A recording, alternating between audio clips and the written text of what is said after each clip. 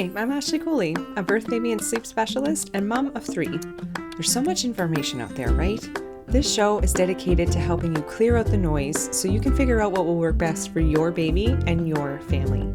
If you're looking to learn more about your baby, gain more confidence in your parenting, and get as much sleep as you can through it all, you've come to the right place.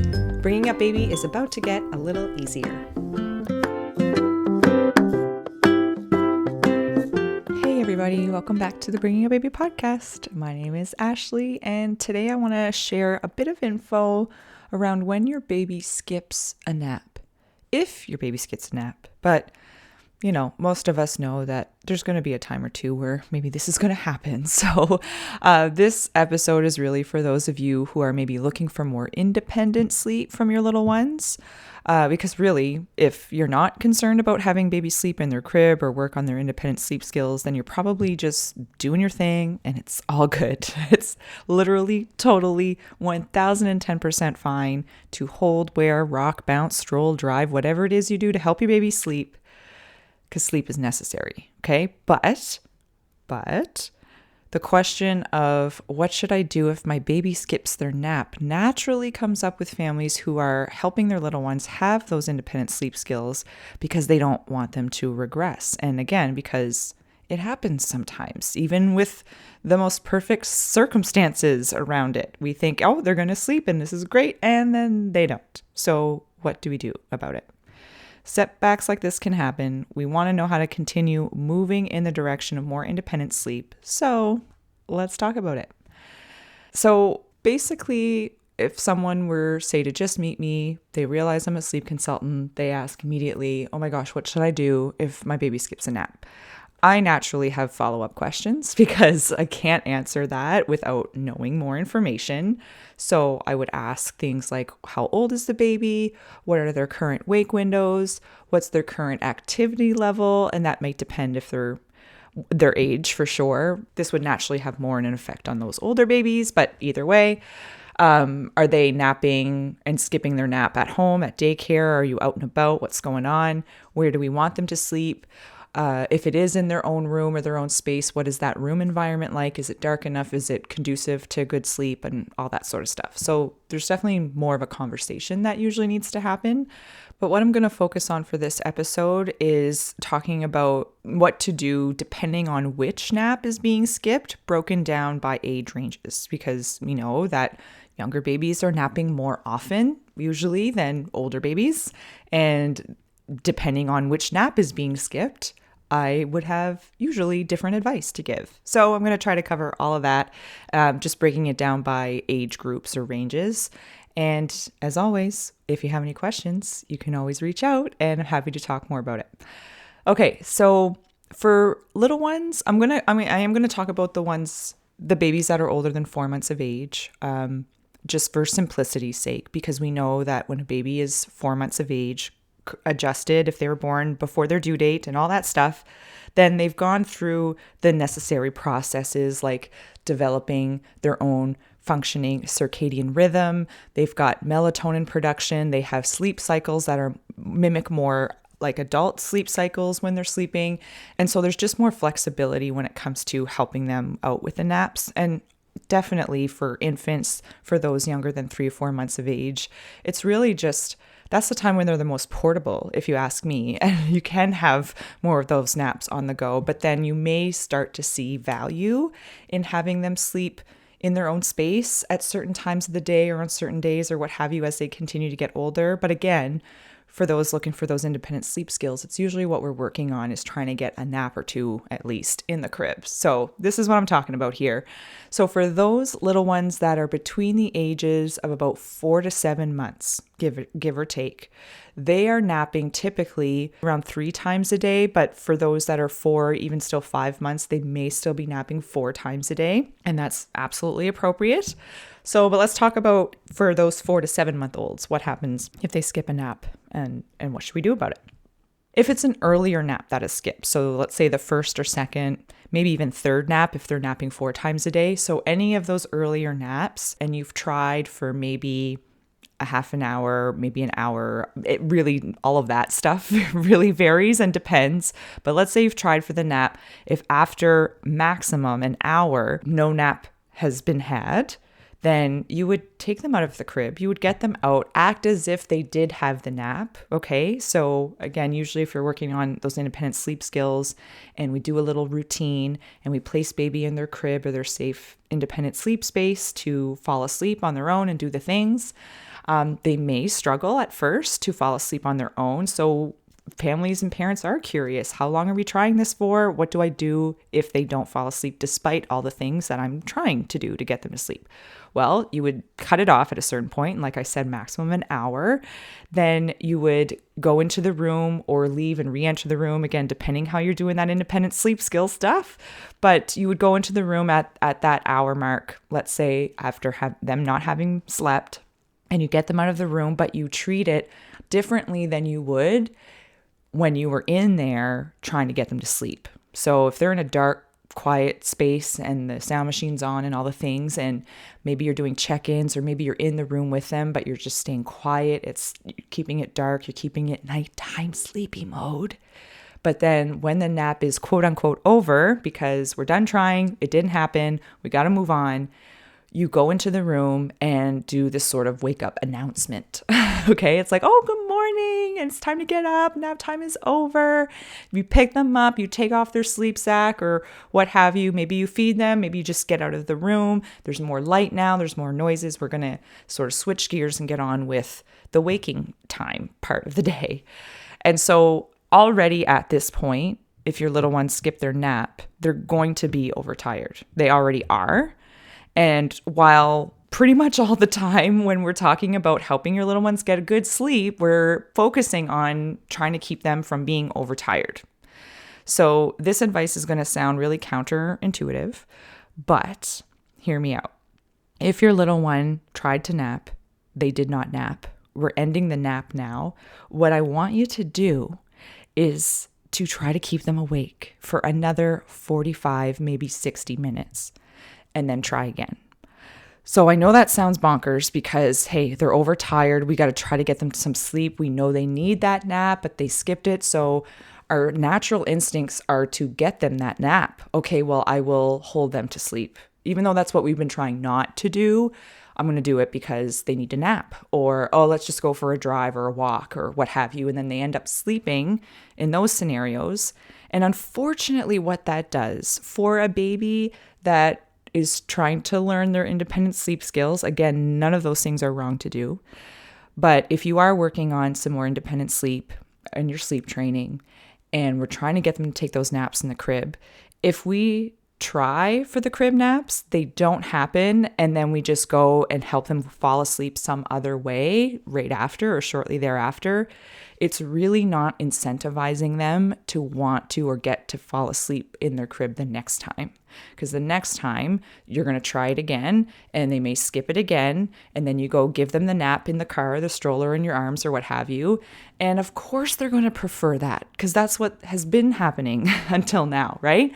So that's just going to give them more incentive to not fall asleep in the crib because eventually mom or dad or whoever is going to come in, help me go to sleep, however is easiest.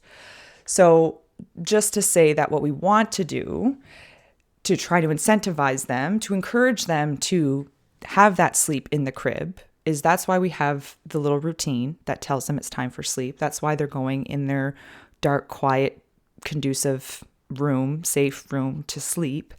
All of those messages are going to get across that if you need sleep and want sleep to happen, here's the opportunity, let's take advantage. That's what we want the body to do, to say to them. And the consistency of that is really going to come through. So back to, they skip a nap, you go get them, you come downstairs, you leave the room or what have you, and then you are going to try to keep them awake for at least another 45 minutes, maybe up to an hour tops before trying that nap again. So yes, they may start to fall asleep while you feed them during that wake window, or they are just maybe a little bit more fussy. It can really help to spend a bit of time outside if that's the case. So even if it's still cool in your area or it's not such a great weather day, even just going out on your front porch, your front step, a deck, something like that, just to actually get some fresh air and sunlight. Even if it's a really gray day, that can really help to reset body clocks, to suppress some melatonin, to give them an extra little boost, to make it a little bit longer.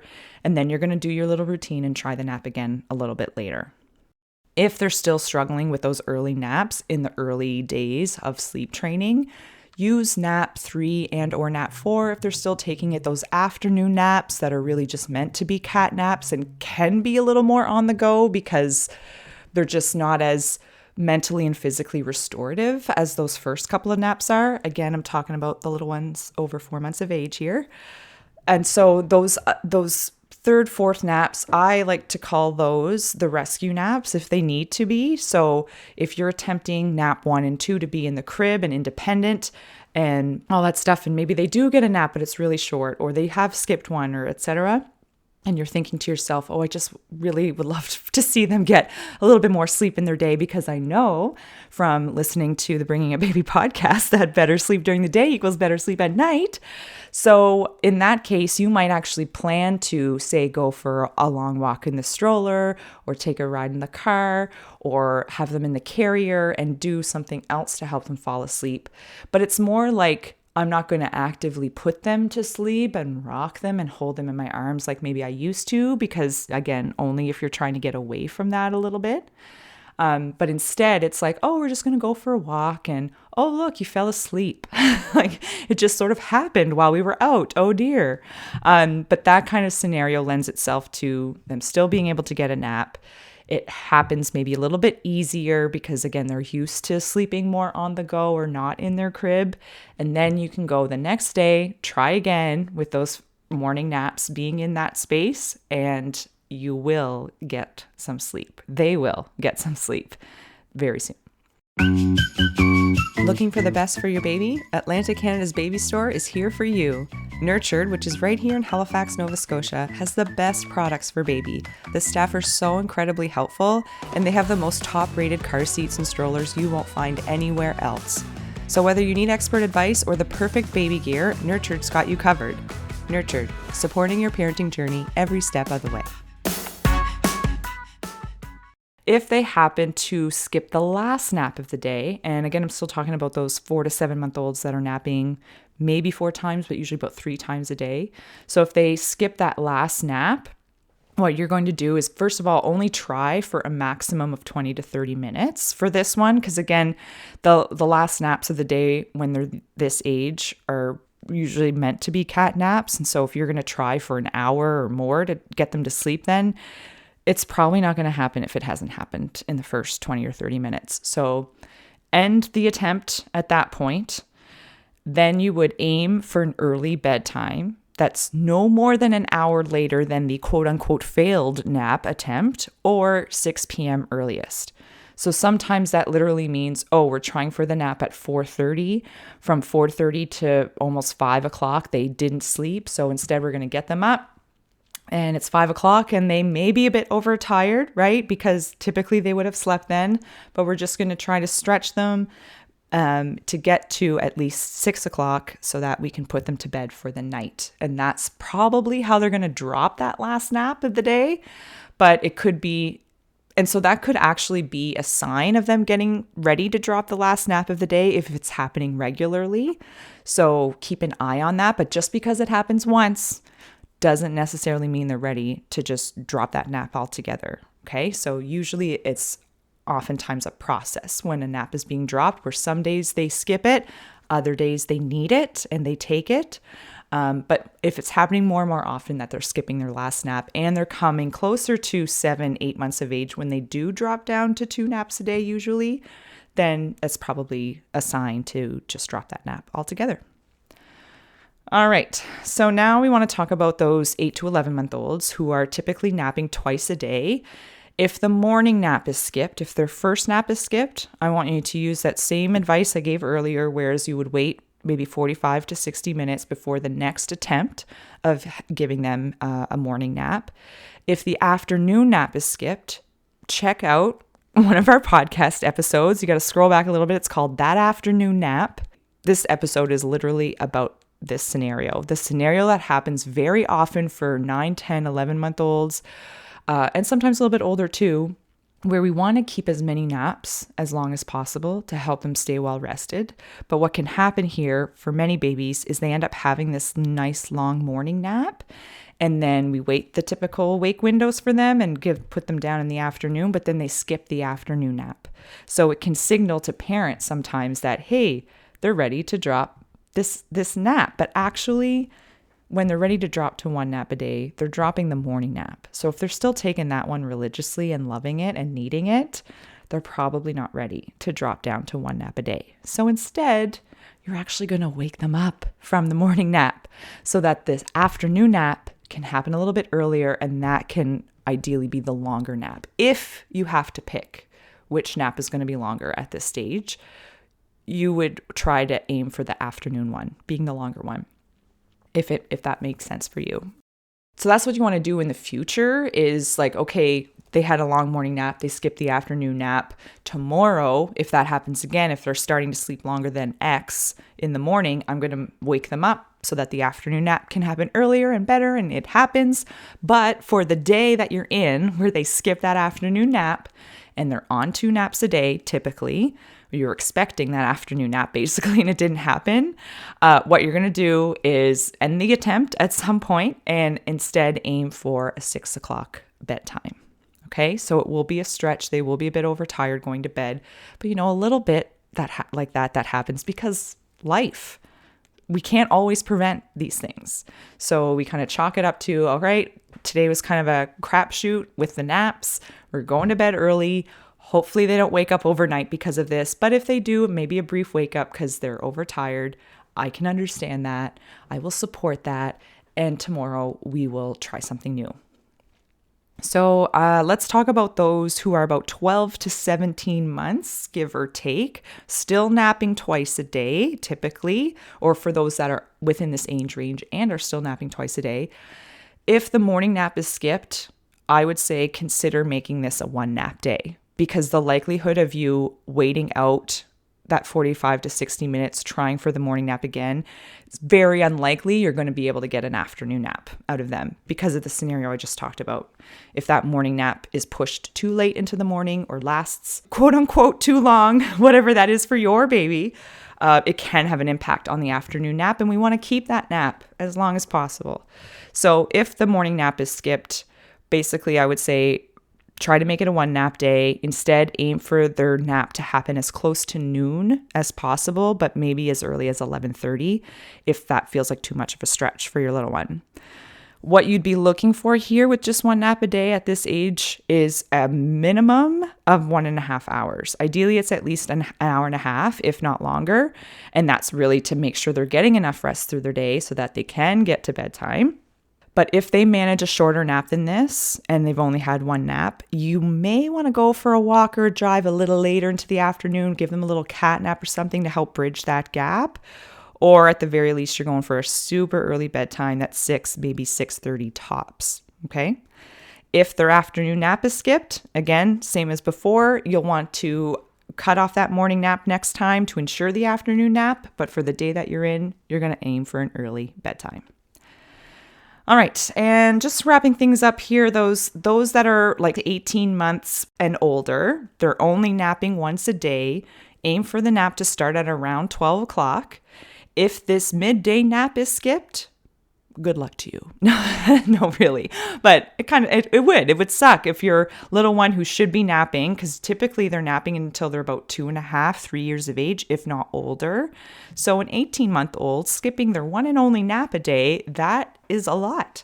But typically, luckily, babies and kids are pretty resilient, and so they may be able to get through a day in one piece. But if we were to continue to foster that no nap when they're that young, it will wreak havoc. Eventually, that overtiredness will build up. So if they're on the younger end, they've just got down to 1 nap a day, or they're still under 2 years of age or what have you, if the nap is skipped, maybe wait 30 to 45 minutes before trying again. Or if they're kind of skipping this nap pretty regularly, perhaps you and I should have a talk and we can find something specific for your little one in your situation or their situation to help them get that nap. But I would say usually when they're on one nap a day, they want and need that nap. So they will find a way to get it. But once they're getting closer to 2 years of age and older, this nap time can shift to start closer to around 12:30, 1 o'clock. And it seems to kind of stick there, around there, and is a great time to have that one nap a day until they're ready to not nap anymore, which again could be somewhere as early as 2.5 years of age, if not closer to 3 or older. All right, so I hope you found that helpful. I hope everyone gets their naps in today and all the days that follow. But if a nap is skipped, you're working on those independent sleep skills and you're wondering, how do I go about this now? And how do we go through the day without messing things up, quote unquote, because we've been working on those independent sleep skills and we don't want to revert back. Well, here's your ticket. Let me know how it goes, and we'll see you back here next time. If you're looking for more information or support along your parenting journey, check out birthbabysleep.ca. That's where you're going to find prenatal classes, postpartum and new baby resources, and sleep support during the childhood years. Lastly, but certainly not least, if you got something out of this episode or our show in general, leaving a rating or a quick review goes a really long way to helping others find us. So please consider leaving one. That's all for now. I'm Ashley Cooley, and we'll see you back here next time.